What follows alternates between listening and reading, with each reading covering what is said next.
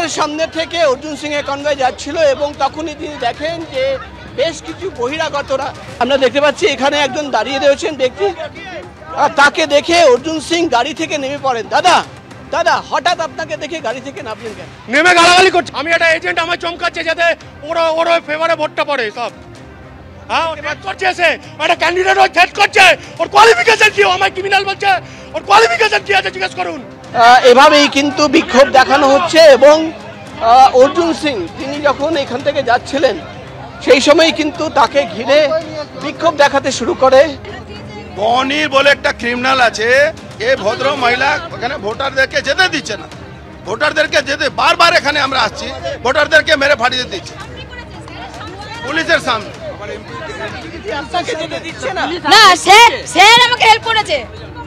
হ্যাঁ স্যার আমাকে হেল্প করেছে, উনি বলেছে আপনারা থানায় যান। পুলিশ কোনো কাজ করছে না।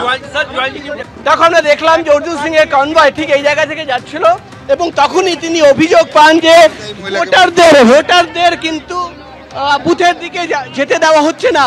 74, 75, 76 एक नंबर वोटरों को आके एक मोटरसाइकिल लेके ये बोला कि हम एजेंट है, घूम घूम के लोग को, महिलाओं को मार रहा है। एक महिला को मारा, हॉस्पिटल ले जाना पड़ा उसको। ভোট দিতে বাধা দিচ্ছে, ভোট দিতে বাধা দিচ্ছে, ভোট দিতে বাধা দিচ্ছে।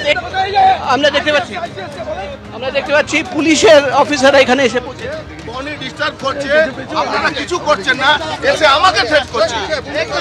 দেখুন আপনারা এসে আমাকে গালাগালি করছে, তোকে দেখে নেবো, তোকে গুলি মেরে দেবো।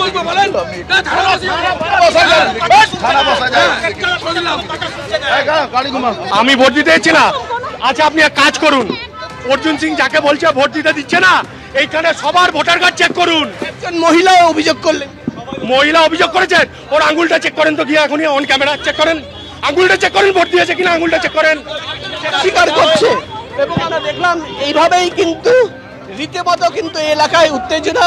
একদিকে তৃণমূল কর্মীরা গো ব্যাক স্লোগান দিচ্ছে, অন্যদিকে অর্জুন সিং এর অভিযোগ যে ভোটারদেরকে কিন্তু বাধা দেওয়া হচ্ছে এবং তিনি কিন্তু রীতিমতো এখানে এসে একজন মহিলা যিনি অভিযোগ জানিয়েছিলেন তাকে নিয়ে কিন্তু বুথের দিকে এগিয়ে দেয়। এই মুহূর্তে কল্যাণীর ভেতর দিয়ে যাচ্ছেন শান্তনু ঠাকুর এবং তিনি যেটা জানাচ্ছেন যে তিনি আনন্দপল্লীতে পৌঁছবেন এবং আক্রান্ত কর্মীদের সঙ্গে দেখা করবেন এবং ঠিক কী পরিস্থিতি দেখার চেষ্টা করবেন, যে এজেন্টদের কেন বাধা দেওয়া হলো এবং গয়েশপুরে কেন সন্ত্রাস করছে শাসক দল। এবং তিনি অভিযোগ করছেন যে সরাসরি শাসক দল তৃণমূল গয়েশপুরে সন্ত্রাস করছেন। গতকাল রাত থেকে কর্মীদেরকে হুমকি দেওয়া হয়েছে, আজকে সকালে কর্মীদের ওপর হামলা চালানো হয়েছে। একজন কর্মী গুরুতর জখম, তাকে দেখতে কল্যাণীর এমসে যান, কিছুক্ষণ আগে এমস থেকে বেরিয়ে এখন তিনি সরাসরি গয়েশপুরের আনন্দপল্লীতে যাচ্ছে, তুমি ছবিতে দেখতে পাচ্ছ। আর কিছুক্ষণের মধ্যে তিনি আনন্দপল্লীতে পৌঁছবেন এবং সেখানে গিয়ে আক্রান্ত কর্মীদের সঙ্গে কথা বলবেন, এখানকার পরিস্থিতি দেখবেন।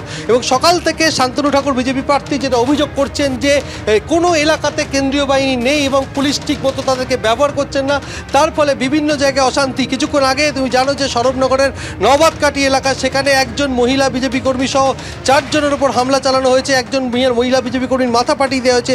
সেক্ষেত্রেও তিনি অভিযোগ করছেন শাসক দল তৃণমূলের বিরুদ্ধে।